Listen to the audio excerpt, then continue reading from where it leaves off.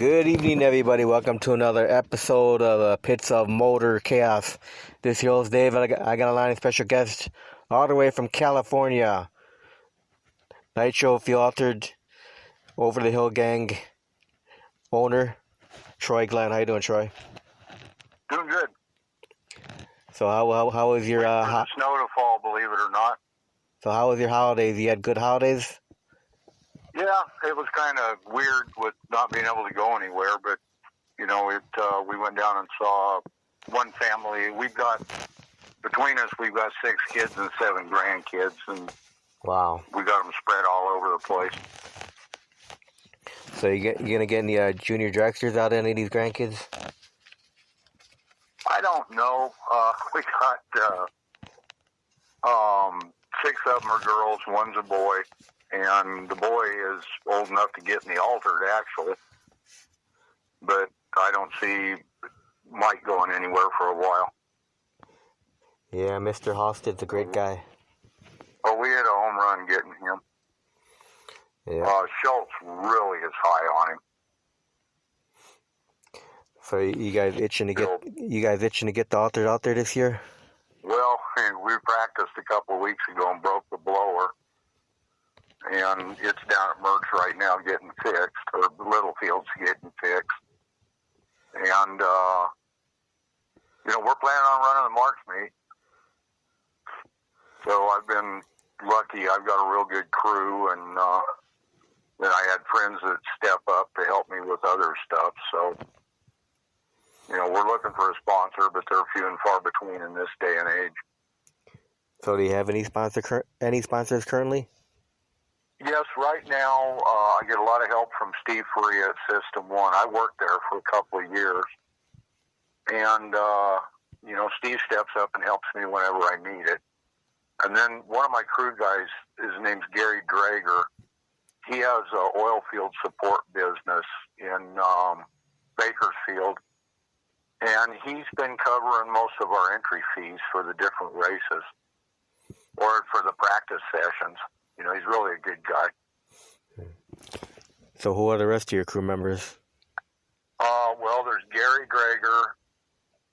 Bill Schultz is our crew chief. Sean Pugh he used to be on the Valencia Brothers crew. He's kind of my main crew guy. John Brand out of Bakersfield is another crew guy. He owns the paint company that he supplied all the paint that they painted the altered with.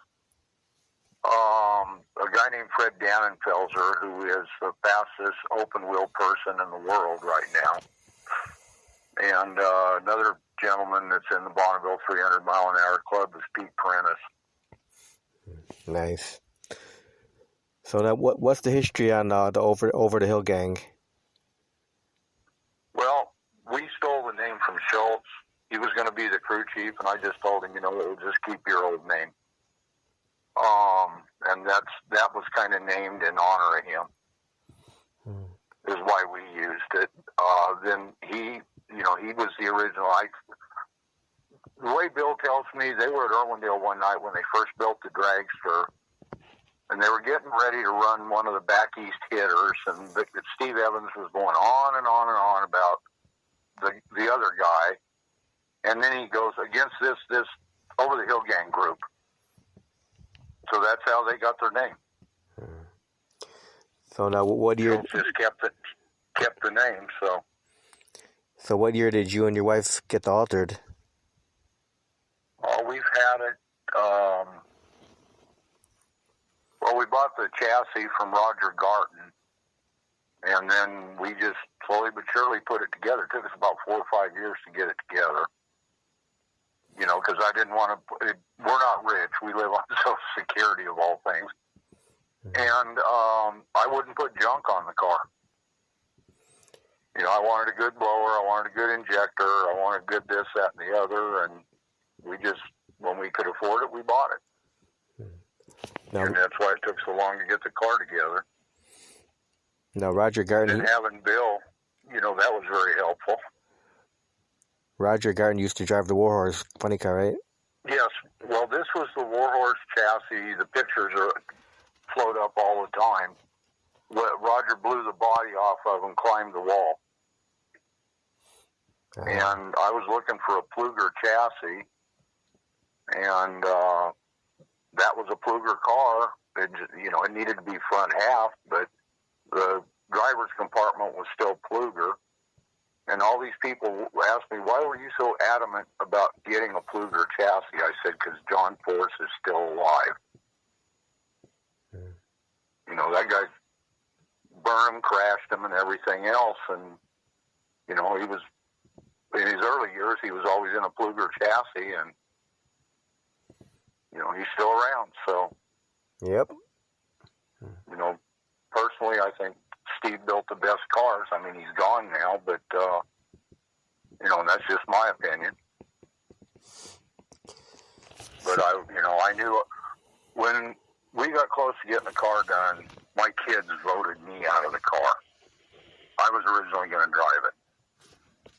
And they all got together, ganged up on me and said, no, you don't belong in a race car, Dad. And so, Mike was already a close friend at the time, and we'd talked about doing our testing with Mike, even if I had driven the car. And I just told him, I said, ride's yours now. I got kicked out, so. So what year did Fjotr first run? Oh, God.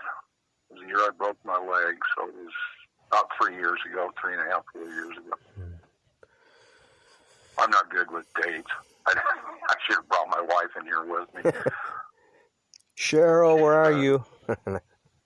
Well, I tell everybody she owns the car. When we started that car, she would not buy new clothes or new anything for herself until the car was done.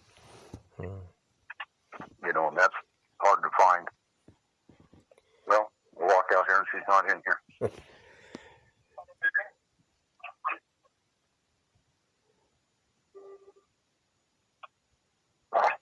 Sherry, what year did I break my leg?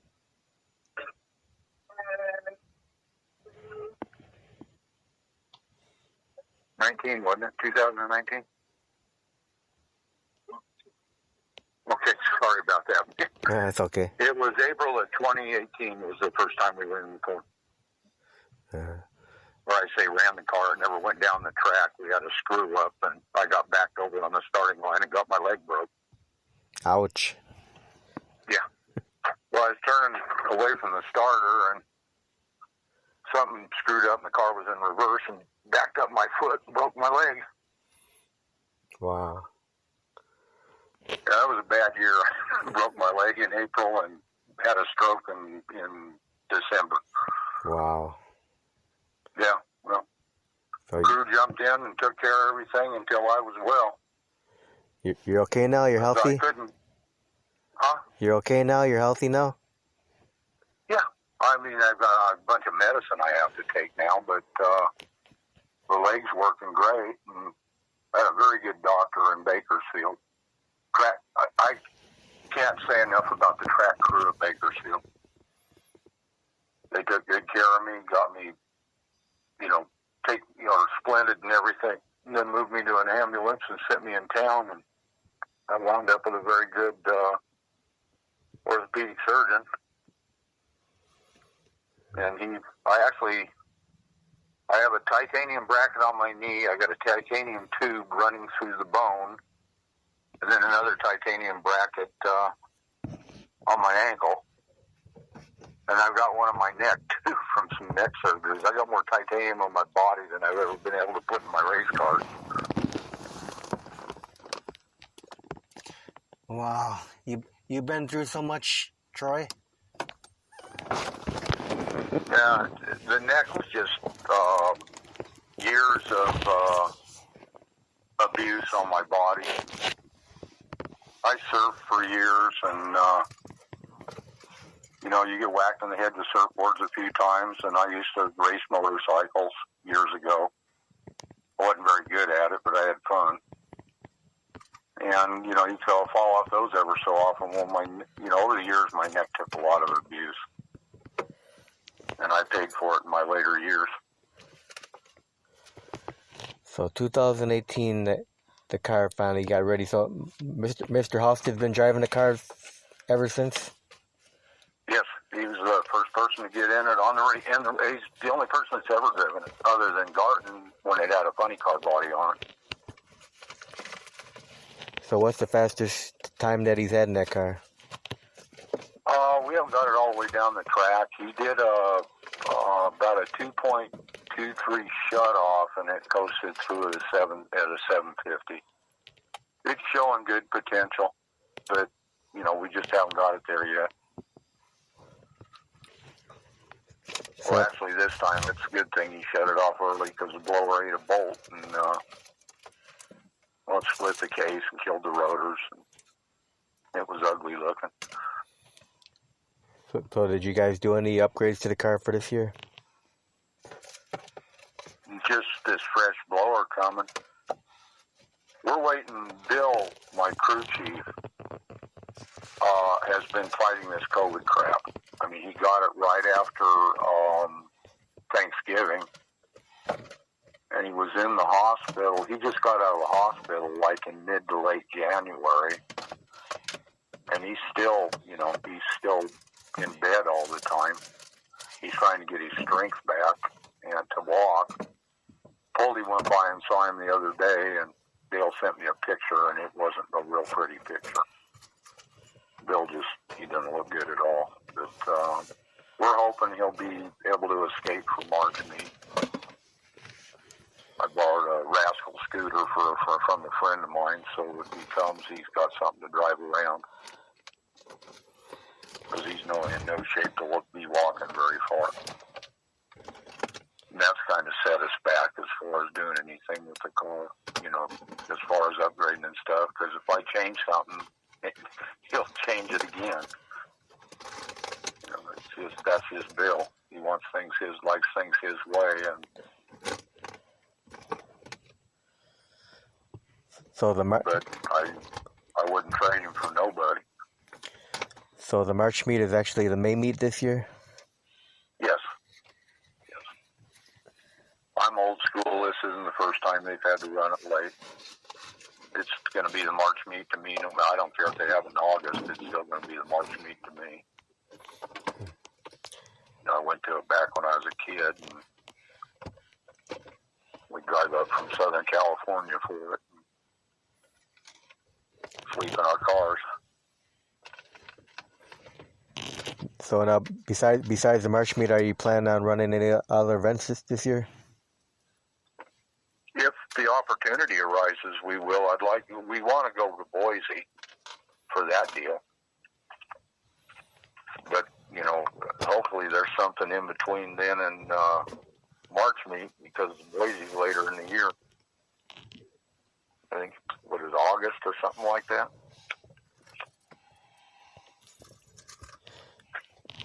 So now, Troy, let me ask you this: what made you get into drag racing? When I was a kid. My cousin had a '65 GTO with 4-speed tri-power and all the fancy stuff on it, and he decided to go run Irwindale on opening day, and he took me with him. And I already was buying hot rod magazines and stuff, and getting into this stuff. And I had a paper route, and my one of my customers was a place called Buzz Muffler Shop in West Covina, and that's where Garland's kept his car when he was on the West Coast. So you never knew what you were going to see at Bud's. He used to build headers for a lot of the Southern California guys. So I was always getting to see new race cars and neat ones. And Garland's when I was there, he was always cool. Nice to me, tell me things and take his time and talk. But then, one of my best friends in high school was really into drag racing, so we used to go to Irwindale. Used to have what they called their Wednesday night street or high school drags, and we go to that every Wednesday night and try and get something to play with. We take his car, my parents' car, my brother's car or something, and we run it down the track. Well, that kind of got me interested, and then when I first went to work, the first thing I bought was a '63 Sport Fury. I used to bracket race that thing all the time. Then I went in the Army. When I came back out, I bought the old. You've seen the picture of the Magic Muffler Bantam that's pulling the big giant wheel stand up on one tire and the push bar? Yes. Okay, well, I bought that car. When they went to the SEMA chassis, that car was so illegal, it was pathetic. I mean, it was basically a muffler molly, welded together on Jim Miles' garage floor. And I bought the thing from Jim. We put an injected small block in it and started out with a B&M 4-speed hydro and then put a clutch flight in it because I was helping a guy named Rich Kerner, who ran out of Case Sissel's shop. And he went to a B&J, and when he went to the B&J, I just wound up with a clutch flight, so we threw it in the altar. Got my fuel injection from Jerry Darien. That was back when he had the fuel injection company. And I got my clutch from Jerry too. And we put them in the altered, and the best run I ever had on that car was a 914, that was an injected 327 on gas. We had a lot of fun with it. And we'd go out and race, and I didn't care whether I won or lost. I just wanted to go down the racetrack.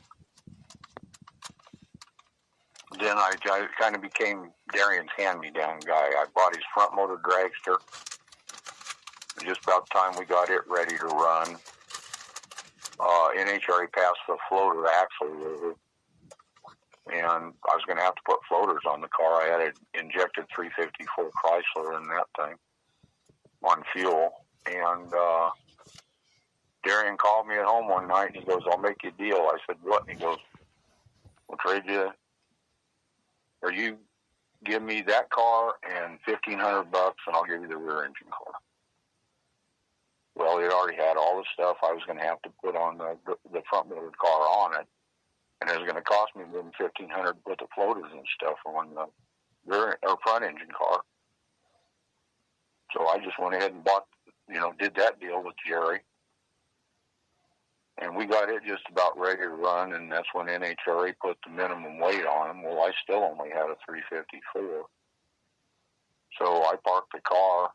Well, we never took it out, and I parked, we put it in the garage, and I was at work one night, and my boss comes up with a sand drag poster, and he goes, "You got to go try this."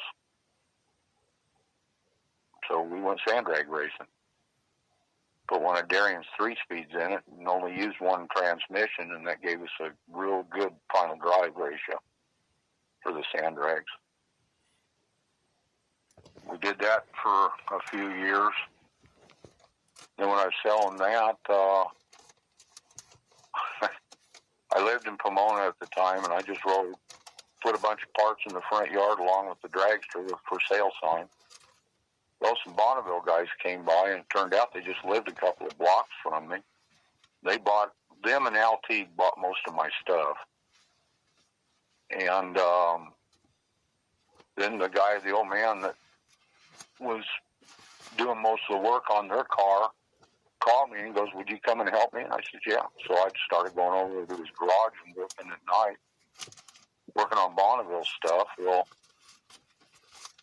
they parked the car that they were running and built a Lakester, which is basically a rear engine dragster, or that's what it looks like.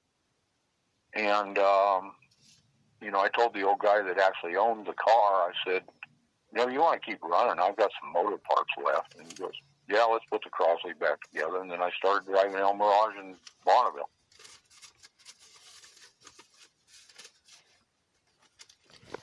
And the only thing that got me back out I take that back. Faria drugged me out, and I worked on Louis Sweet's Big Show car for a couple of years, and boy, was that a mistake. I was a truck driver, and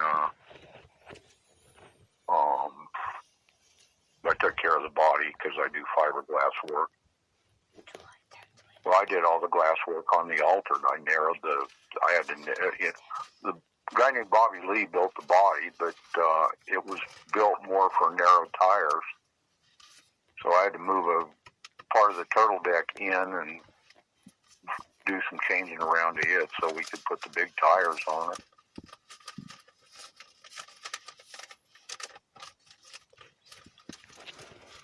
So when you did the sand dragging, you were the driver? Yes. Yeah, and my chief competition of all people was Alan Johnson. Really? Mm-hmm. Back when he was an 18-year-old engineering student. Wow. Oh, he's a sharp kid. He always was. You know, his blown alcohol card run with the top fuel cars out there back then. So when you were a bracket racer, how long did you bracket race for? Probably started it in around 69 using my brother's Dodge Dart station wagon of all things. And then I sold the altered in, I'd say 76, somewhere around there. And it wound up in New York. I put an ad in the National Dragster for it, and some guy back there called me, and, you know, that's when the alters were starting to become door slammers. And this guy was looking for a real original alter, and he bought it. He paid a friend of mine's gas to take it, deliver it to him at Indy. Now, how about the front engine dragster? You sold that too? Oh, Darian's front engine dragster? Yeah. He sold it. I traded it back to him, and he sold it to actually my tire sponsor from when I was sand drag racing. God knows whatever happened to it. And then I find out it was Dwight Salisbury's last front engine car. Darian called me one day looking, you know, he's trying to find the body off of it. They were just going to build another car underneath it because the guy cut the chassis up and did some weird crap to it. But no, we don't know where it wound up. So have you raced in any other vehicles? No, I'm getting ready to. In fact, I was supposed to go over there today and didn't because I didn't want to be late for this. I'm getting in a El Mirage Bonneville Roadster. It's got a turbocharged Honda 4-cylinder in it. Yeah, the old guy that, one of the guys involved in it's one of the founding members of the Road King Car Club. His name's George Calloway. And the car that I drove originally at Bonneville and El Mirage was the old Howard Johansson Crosley. And, you know, George owned the car before my partner owned it. And he goes, well, you drove that thing good. Let's see if you can drive this Roadster. I said, George, I've driven since the 90s. He goes, it don't matter. He says, there's guys a hell of a lot older than you driving out there. So, well, Fred Dannenfelser, my crew member, he's got the fastest open wheel run ever made at Bonneville. When I say open wheel, I mean the wheels on the outside of the car. He went his rear engine Lakester. He went 300 and I think it's 89 miles an hour.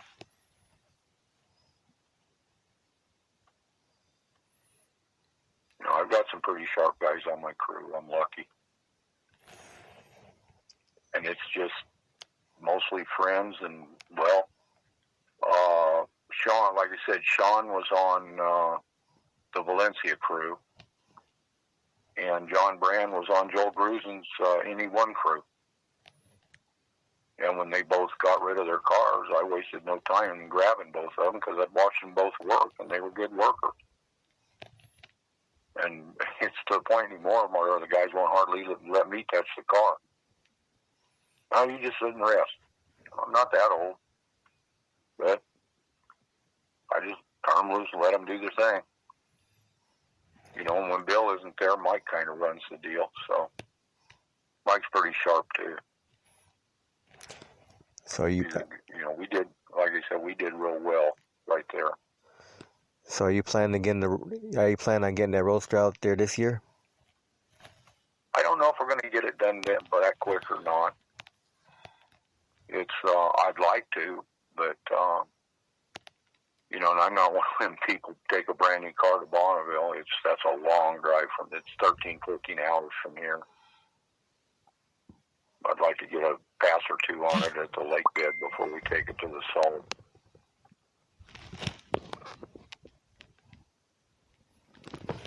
You know, the lake bed will tell you faster if there's something wrong with it than the salt will, in my opinion. So it'll be fun. Now the Alter runs on 80% nitro? We run it, we're up, I think we've creeped up to about 86, 87% now. Schultz is not a percentage guy. He's and what he says makes sense. He says, if you're not hurting parts, the next most expensive thing on the car is the fuel. So why run any more than you need, is his opinion. You can do the job on 85, why run 90? And, you know, that's his feeling in the deal. The Over-the-Hill Gang Dragster was a 85% car. And that thing had low qualifiers at many national events. And won a few of them. And that was Bill's deal. He doesn't like a lot of percentage, plus it's like he said, he's right there too. Methanol fires a lot easier than nitro does.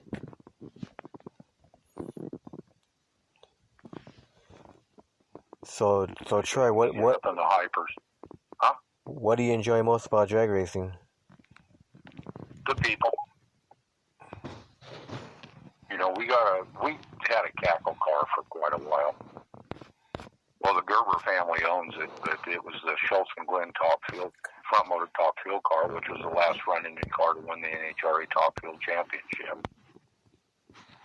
And I don't know if you know Danny and Crystal Gerber. Yeah. Well, Danny's father, Paul, bought that car in 1972, the year after it won the championship, and never let it go. I mean, he owned that car from 72 until the day he died. Well, I got hooked back up with Paul, and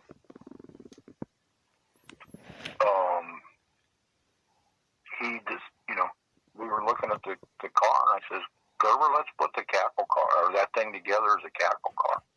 Why is that? I says, because it'll get us in both Pomonas for free twice a year.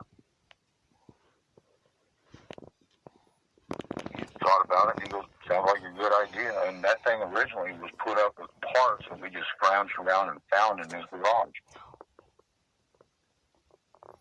You know, he had enough parts laying around his garage to build a motor, and we thought we were going to have to buy a blower, and I went digging in underneath his workbenches and found a 671 laying under there. That came from Tom Topping. So we put it on there, and the only thing I bought was a bird catcher.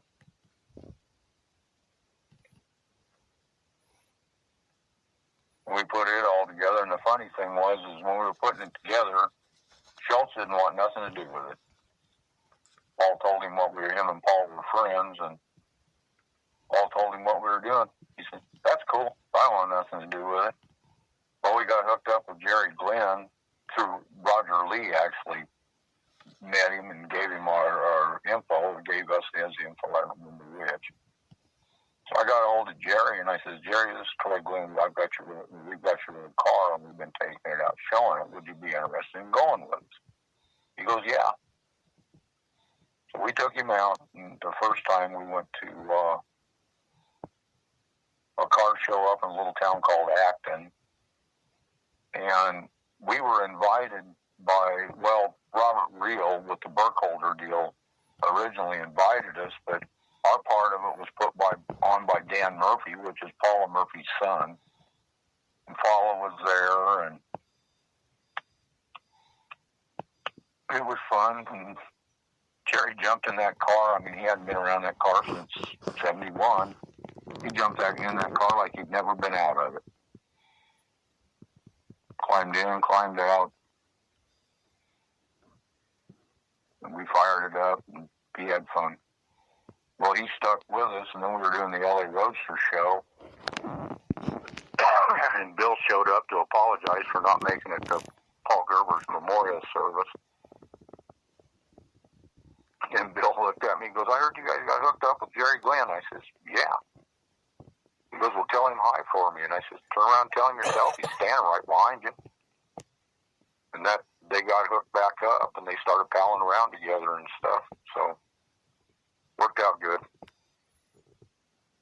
You know, it was an old friendship rekindled, and being around the Cackle cars, Bill's actually rekindled a lot of old friendships. We did that for a lot of years, too.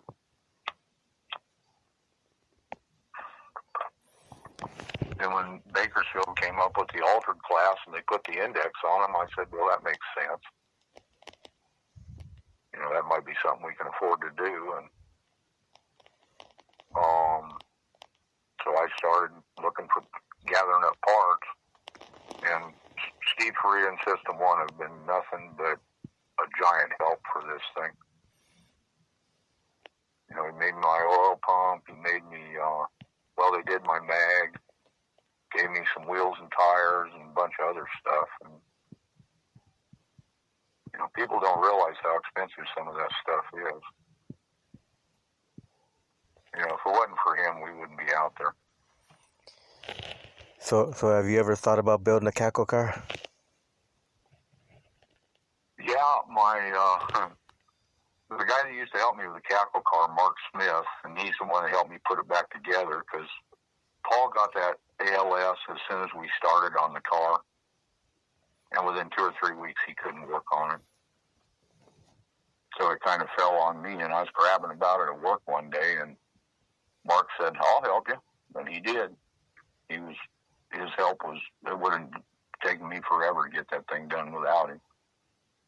But he wants to redo the Magic Muffler fuel altered, the Bantam. So that's probably going to be our next project, is building that thing.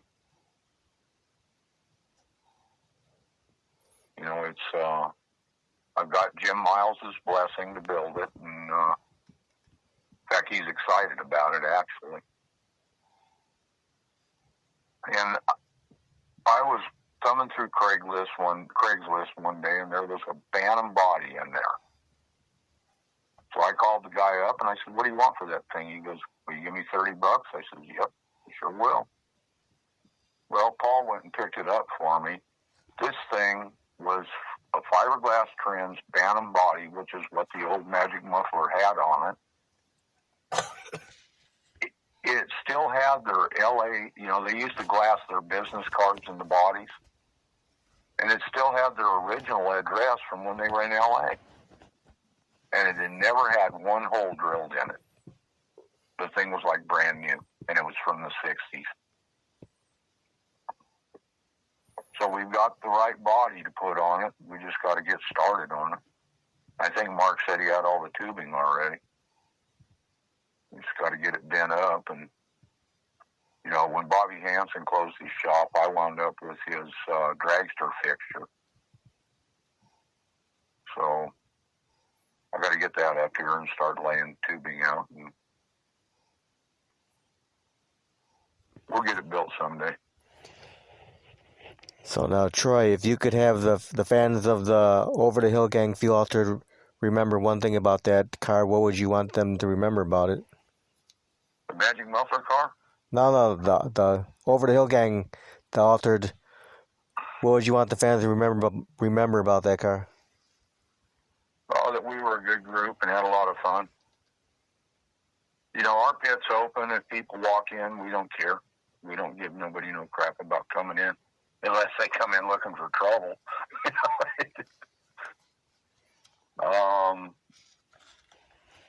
You know, and the thing that Poldy likes about it is I got Schultz out of retirement with that car. You know, he's back out at the racetrack again, and when he quit drag racing, he didn't want nothing to do with it again. And we kind of hooked him in on the tackle car, and you know, we were doing the reunions, so he had people. A lot of them kids working on the nostalgia funny cars today, crew chiefs and people like that, crewed for Bill at one time or another. When they found out he was at Bakersfield, we had people lined up to ask him questions.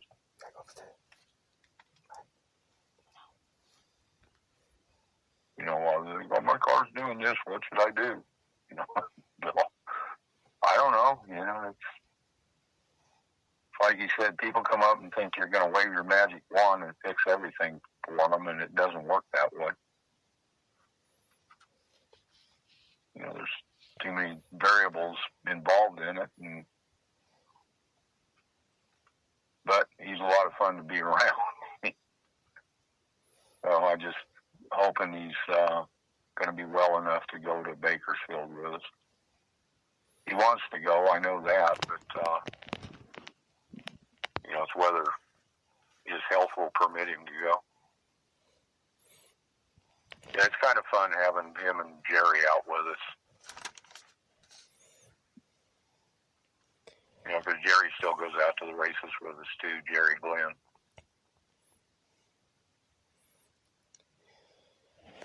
So would you say Don Garlitz was one of your biggest influences to start drag racing? I won't say he was an influence. Actually, I think my cousin was the influence because he's the one that started taking me out there. But I just liked Garlitz because every time he was at the muffler shop and I was there, he was always cool. He was nice. You know, I hear people, oh, he ain't that friendly, and he was always nice to me, but I didn't go pester him at the races when he was working.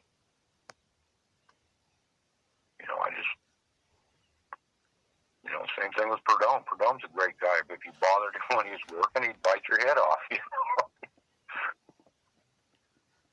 You know, they were professional racers, and that was their business, and you know, walking them up to them when they're working at the racetracks, no different than walking into somebody's business and trying to get them to do something else.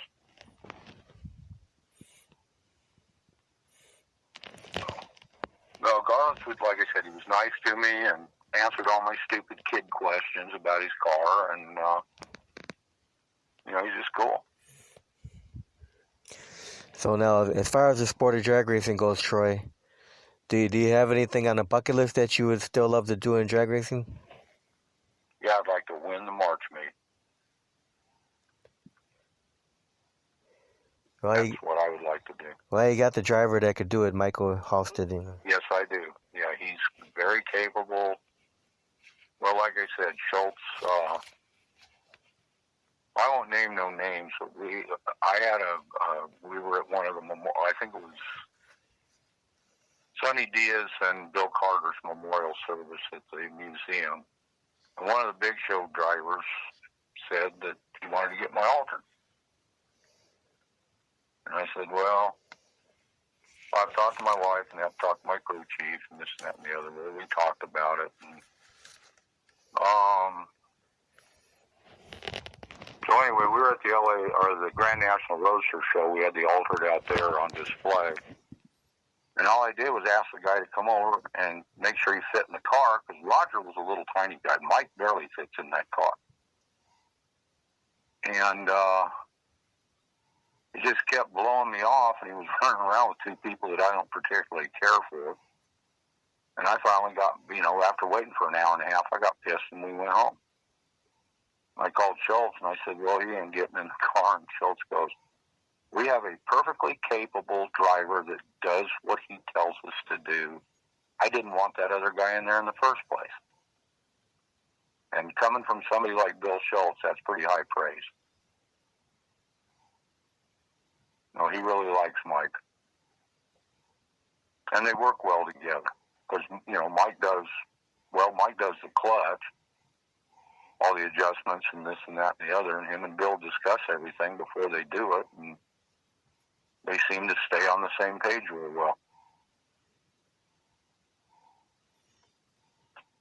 So, no, I'm real happy with Mike. I've liked Mike ever since I met him. He was helping a guy with a cackle car, and that's how we really got to know each other. You know, when we were cackling, when I hauled the car, I hauled it in a 40-foot trailer, and I had all the tools and stuff to work on it. So people would come to me for tools all the time, and, you know, that's how Mike and I got to know each other, is we were working on his guy's cackle car, and I had all the stuff to do it with, so we got to be friends, and been a good friend. It's a great family. It's not just Mike. The whole family's great people. Yep. So what are you looking forward to the most for 2021 drag racing season? The March meet, or the May meet, or whatever. It'll be the March meet to me. That's our race.